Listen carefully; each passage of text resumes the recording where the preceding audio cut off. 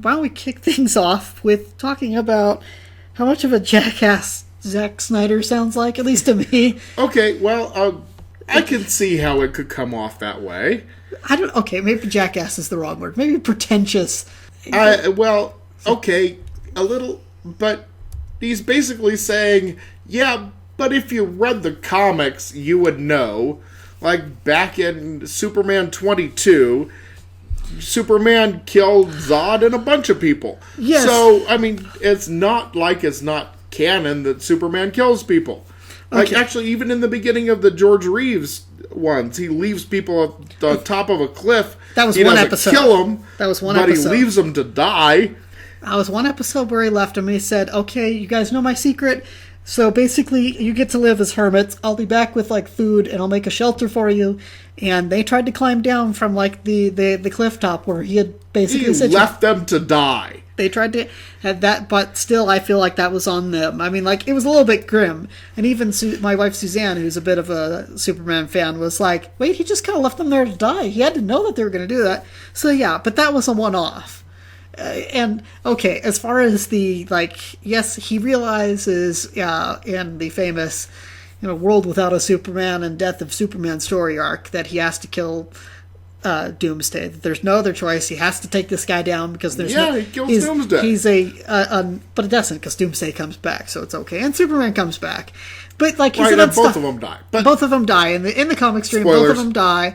That's been like 20 years ago. But, yeah, both of them die. Okay, spoilers for 20... People get upset about movies that I'm spoiling from 20 years ago, so... Okay, that's fine. Spoilers for comics for 20 years ago. Spoilers for comics 20 years ago. But, yeah. So, he did that because he Plus, realized... it might give something away about the new movie. Maybe. I don't know. Everybody knows at this point it's in, like, a huge collection trade paperback form. You could go out there and get it. In any case... So he makes the case, he killed Doomsday before, and he killed Zod. The fact of the matter is there was a lot of build-up to that where Superman felt that he had no choice. However, if you're watching the Man of Steel movie, it doesn't feel like he had no choice. He just kind of wanted to do it. You're just like, he wanted to do it, and he had to convince Chris Nolan that, breaking Zod's neck is the right thing to do. Whereas in the comic book series, he doesn't snap Zod's neck like a brute. What happens is they threaten that they say, okay, in the originals, here's a little bit of comic book lore for you, like your 5-second comic book lore. In the comic books, Zod, Ursa, and I can't remember the guy's name in the actual one, we'll just call him Grunt. There was like a third one whose name changes over the years. The three of them were powerhouses in an alternate Earth. And basically, Lex Luthor was the good guy on this alternate Earth. He appeals to Superman for help because these guys are on a rampage destroying his world and whatnot. Superman goes, he's too late to save that version of Earth. And the Kryptonians, Zod and his gang, have basically wiped out Earth and have promised Superman, because of his meddling, that they're going to cross dimensions and come and wipe out everybody on his Earth as well. Just to screw with him because they forced their hand... Because he forced their hand and forced them to destroy that world. Right. He's left at that point of, I have no choice. So he takes basically the kryptonite of their world and slow kills them. Right. And they had an entire arc after that where Superman was crazy. He had like a dual personality where he was a crime fighter known as Gangbuster. He was still Clark Kent, but Superman had effectively disappeared, and he was this other third persona. Right. And it took a while to get him back because it was so against who he was. And even the same thing happens in the Doomsday line. He builds up to that point of, I don't have a choice but to take this guy down because it's not so much of a person that I can reason with or anything. It's a brute beast that is an unstoppable killing machine except for me, who I've got to use everything I have, because you always get this sense that Superman is capable of so much, but he holds back. That he could easily destroy even his greatest enemies, like Darkseid, who's basically like a god of some sort of this one planet, that he could wipe him out. A deity of some sort. He's a deity of some sort. That Superman himself could take him down if he so chose, but but what makes him that level above other characters is that he chooses not to kill. Or if he does kill, it's in like such finite circumstances that you can pick out in the comic book timeline where he does it and why and what its effect was on him.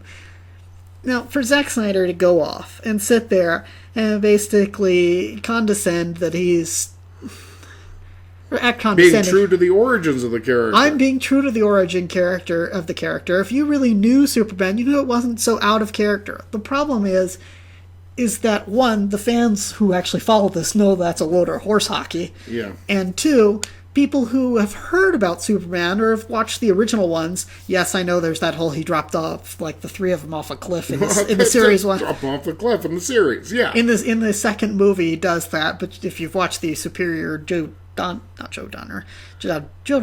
the Richard Joe Donner. Richard Rick Donner. Donner. Thank you. Rick Donner version, you know that he didn't kill them. But, I don't know. It's basically, you get this long-winded result that he's making excuses, probably because of so much backlash, and because Or of so much backlash. maybe he just misunderstands the mythology. Yeah, and that's another Like, thing. you Is know, it's like, let's give him the benefit of the doubt and say that he just didn't get it. and that's what I'm going with. It's frustrating because not only does he not get it, But he does come off a little condescending. he comes off as condescending that, oh, well, Now, you guys granted, just don't get it. And it's I like, didn't hear him say it, so it's there's audio hard to clip read of it that. in his voice. So there's audio clips of this, and it's just... I didn't hear Okay. the audio. Sorry. Okay, sorry. It's just... But even if it's not, I mean, somebody who's coming out about a month before his movie premiere saying, like, well, you have to understand that this is why it happened. It tells me that not only are the studios lowering their expectations, hello, March release, Yeah. two, that he has to realize, like, somehow, some of it had to have gotten through the darkness, so to speak. Yeah. Like, how do you do a March release for Batman versus? I mean, really, it's like tentpole. It's Come on. It should be a tentpole film, and it's being released in the middle of March, like late. And I know there's no late winter, seasons early- anymore, but still. March, really?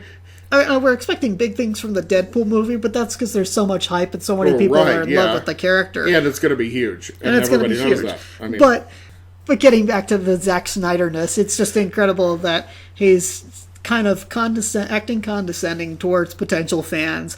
And in this day and age where everything you say, if you're like the producer, director, or even like, I don't know, the fifth Kree grip boy who happened to notice something happening on set, word gets out there fast.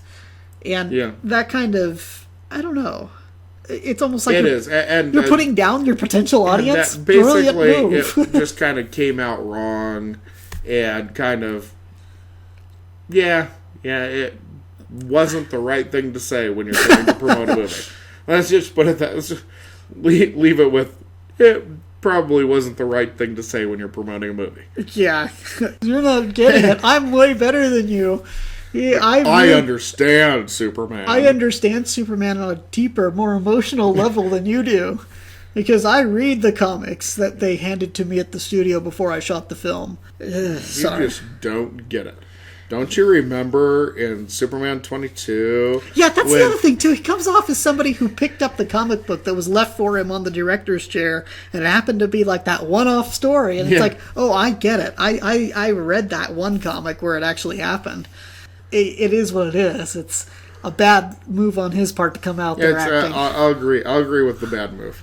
I'll concede to the bad move on his part. But a month before release, and well, we'll see where it goes. But and we'll see if the movie's any good at the end. We'll see if the movie's any good at the end of the day. But man, between Is She With You and Do You Bleed, You Will. Yeah, it doesn't seem well.